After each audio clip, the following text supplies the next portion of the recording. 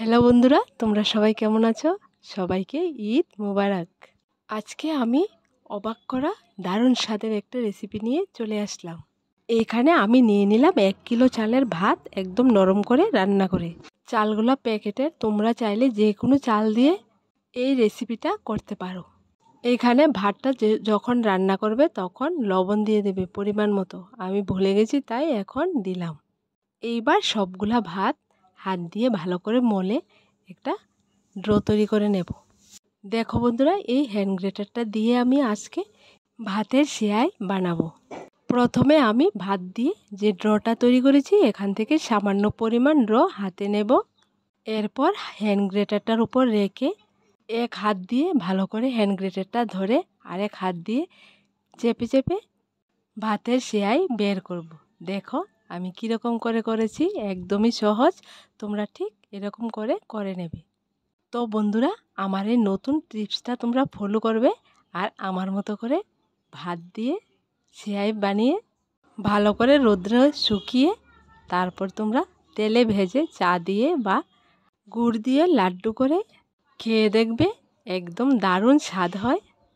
প্রথমে আমি একটা বড় থালের মধ্যে দিয়েছিলাম, তারপর এখানে দিয়েছি একটা লাল কালারের কাগজের উপর। দেখো বন্ধুরা, সেয়াইগুলা দেওয়া হয়ে গেলে আমি রৌদ্রের মধ্যে শুকিয়ে নেব। এই সেয়াইগুলা একদিনের রৌদ্রে শুকানো যায় না, 2 দিন কি 3 দিন রৌদ্রে দিতে হয়। আমি এখানে 3 দিন রৌদ্রেতে দিয়ে শুকিয়েছিলাম। ঈদের দিনের স্পেশাল লাড্ডু এটা আমাদের এখানে হয়, সবসময় আমি করে থাকি ঈদে। তাই তোমাদের কাছে এই লাড্ডুটা শেয়ার করলাম, তোমরা যাতে শিখে বাড়িতে একদম সহজে করে নিতে পারো। দেখো, একদিন রৌদ্রেতে দেওয়ার পর একটুখানি শুকিয়েছিল, তারপর আমি আরও 2 দিন রৌদ্রে শুকিয়েছি। দেখো 3 দিন শুকানোর পর কতটা সুন্দর হয়ে গেছে, একদম ঝরঝরা। দেখো বন্ধুরা, সবগুলা শুকানোর পর একসঙ্গে করে নিলাম। দেখো অনেকগুলা হয়েছে। এবার আমি এগুলা ভেজে নেব। তোমরা এই রেসিপিটা তৈরি করে সকাল বা সন্ধ্যা টিফিনে খেতে পারো। তো বন্ধুরা, আর দেরি না করে এই ভাত দিয়ে তোমরা এই সুন্দর রেসিপিটা তৈরি করে নাও তোমার বেবিদের জন্য। দেখো আমি এখানে আগে থেকে তেল বসিয়ে রেখেছিলাম, তেলটা গরম হওয়ার পর সামান্য পরিমাণ সেয়াই হাতে নেব আর তেলের উপর ছেড়ে দেব। দেখো তেলের উপর দেওয়ার পর কতটা ফুলেছে, এগুলা মুখে দিলে একদম মিলে যায়। ঠিক একই রকম করে আমি বাকি সবগুলা সেয়াই তেলের উপর ভেজে নেব। ময়দা দিয়েও এই হ্যান্ড গ্রেটারটা দিয়ে এরকম করে বানাতে পারো। যদি ময়দা দিয়ে করো তাহলে তোমরা সেমাইয়ের মতো রান্না করে খেতে পারবে, আবার ভেজেও খেতে পারবে। ময়দা দিয়েও বানিয়ে তোমাদের আমি দেখাবো। দেখো বন্ধুরা, সবগুলো সেয়াই ভাজা হয়ে গেছে।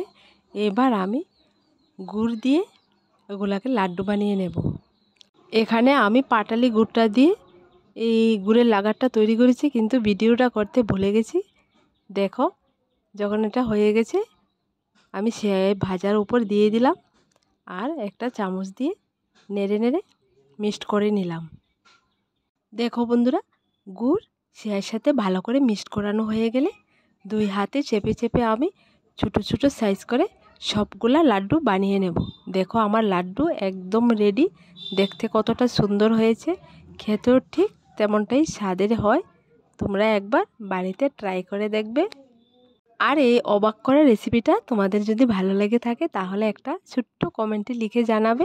আর আমার দেওয়া রেসিপিগুলো তোমাদের ভালো লেগে থাকলে আমার এই চ্যানেলটাকে লাইক, শেয়ার এবং সাবস্ক্রাইব করে পাশে থাকা বেল বাটনটি অবশ্যই ক্লিক করে রাখবে, যাতে করে আমার দেওয়া নতুন নতুন রেসিপিগুলো সবার প্রথমে তোমাদের কাছে পৌঁছায়।